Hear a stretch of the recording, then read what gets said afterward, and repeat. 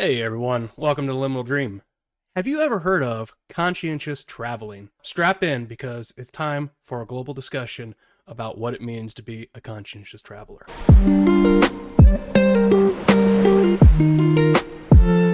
Are you a traveler or a tourist? If you're a traveler, listen to this. If you're a tourist, listen to it twice. All right, you gotta listen. Because there are a lot of things we hear, especially as Americans in foreign lands and different areas, about how you can tell we're a tourist by how we act and everything. So here's some tips on how to be a better traveler and not a tourist. And if you don't know the difference, don't worry, because there'll be a video about that soon if there isn't up already. So first off, number one, research before you go. Understand the local customs, understand what the taboos are, understand basic phrases and experiences that you're going to encounter, and what are the good and bad places. Because if you understand the local customs and things not to do, you're going to be more of a traveler than you are of a tourist. Because tourists are going to bump into things and have to be guided, and overall they have a sense of, I have a right to be here. Whereas a traveler, they have a sense of, how do I respect the place and show that I care about their environment and their culture in a way that helps build them up, right? So there's a slight difference between the two. And if you know the good and bad places, you're going to avoid a lot of problems because there's a lot of places you don't want to be. Chinatown at midnight, got a story about that one for you sometime. So those are the things you want to know a little bit about before you go, all right? So the second, shop sensibly. And these aren't in any particular order. These are just kind of what I've outlined. So when you go to these places, whether it be, an hour away from your home and you're just hanging out for a weekend stay, or if you're across the world, you want to try to help the local economy by shopping locally, shopping with the local business owners, network with them a little bit, discuss, talk, be friendly, right? You are introduced into their land and you are helping them and they are offering you to come to them. Why not reward them with a little bit of patronage through how you shop? You don't need to shop at the big brands. You don't need to order online and have it delivered. Go to the local stores and look around and learn about the area and help support them. Because ultimately, their business and them being there is why you're coming there, because they have a lineage there. So support that. Oh, this is a big one. Number three, the nature you're in is not your trash can. If you throw trash on the ground at your house, in your house, fine, whatever. But when you're outside, put that in your backpack, put that in your pocket, put that in your purse, because throwing that out reduces the enjoyment of others. So one, you are taken away from others, and that's, in my opinion, stealing, but whatever. And second, you're diminishing the natural environment because you're introducing artificial things into the environment that take so long to decay, and the chemicals and the decomposition can affect the ecology of the area, right? Whether that be in a city, whether that be in the forest, the principle is the same. So nature is not your trash can. All right, this one is about appreciation.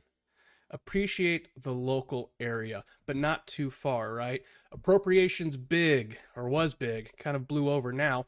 I guess it's still big.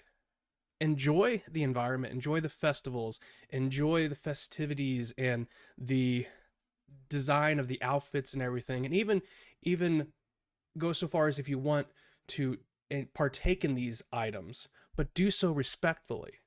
Do research what you're doing and why you're doing it, because there are some things that are sacred and some things that are just acceptable. Okay, you don't want to dress as a shaman in a Peru village because that's just disrespectful. By the same stance, if you're the Day of the Dead, everyone is wearing masks and the dressing and face paint and everything, right? So think about what you're going to do, enjoy the activities, but do so in a research and a respective manner. The fourth, connect genuinely. Okay, wow, I said that right. I always have the problem with genuinely. See, I just messed it up. Connect with their local establishments in a genuine fashion, because they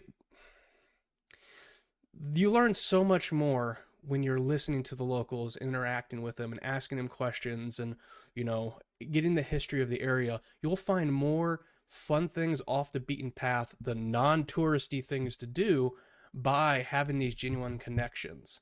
And who knows? As you gain a good respect for the locals, you know, you're talking to people in the restaurants, the waiter or waitress or the bartender or the store clerk, you know, you gain an understanding of what it is to be in that area, and it enhances the experience that you're having. So, with that being said, try to have a genuine connection of the place you're going and the locals because you'll find more awesome things to do. All right, fifth, the bonus, give back, right? When you go to places and there are museums or there are donations for seeing a certain thing, or you have to buy a ticket, you know, Yosemite National Park, you have to have a park pass. And all these different places have these like entry fees or these level fees, and then they have a donation that you can do on top of that. You should think about all these entrance fees and all these donations as a cost to travel. Include that in your budget because it helps support these areas. It helps build these areas, and it also, for let's just stick with that, it helps build these areas because that little fee is what supports the tour guides, it supports the park rangers, it supports the establishment to keep the things modern and, you know, renovated. Because if you weren't seeing these things and you weren't taking them in appreciatively, then these things would just go away and those would be lost to history. So that's what I think about that one. Give back, donate where you can. You know, there's been many times when I've gone to like national parks or nature preserves where, you know, the park entry fees $5 and all I have is a 20. I just throw that in the bin. There you go. You know, and the reason why is because that helps preserve that area and keeps it going for a little bit longer. And I'm doing my part to help preserve that. And who knows, that extra fee may allow them to reduce admission for others. It may, you know, $15 is not a lot, but if everybody does that, it's like, oh, we made a lot.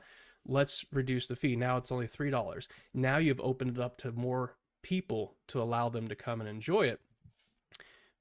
So those are my how to be a more respectable and a conscientious traveler. Let me know what you think in the comments below and any tips that you have on how you can be a better traveler and not so much a tourist. Thank you.